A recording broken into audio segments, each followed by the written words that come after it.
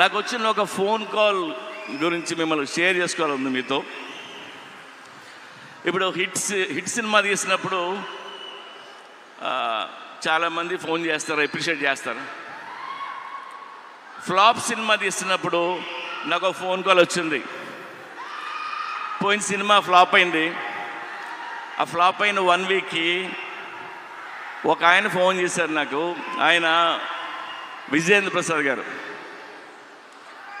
ప్రసాద్ గారు ఫోన్ చేసి, ఆయన ఎప్పుడు నాకు చేయరు, సడన్గా ఈయన ఫోన్ వస్తుందంటే నేను ఎత్తితే ఆయన, సార్ నాకు చిన్న హెల్ప్ చేస్తారా అని అడిగాను. ఆడ కొడుకే రాజమౌళి పెద్ద డైరెక్టర్, నేను ఈయనకి ఏం హెల్ప్ చేయాలరా బాబు అనుకున్నా. చెప్పండి సార్ అన్న, మీరు నెక్స్ట్ సినిమా ఎప్పుడు చేస్తున్నారన్నాడు. సార్ ఇంకా అనుకోలేదు.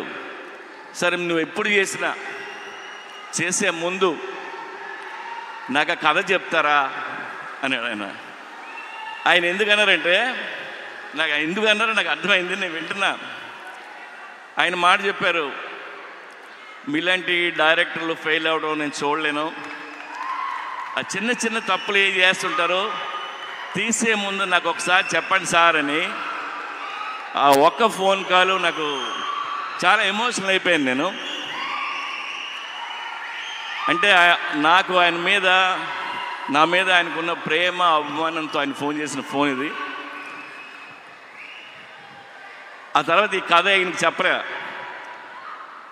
మనకు తెలిసిన పని కొద్దిగా ఒళ్ళు దగ్గర పెట్టుకుని తీసి ఆయన కలుద్దామని చెప్పలేదు.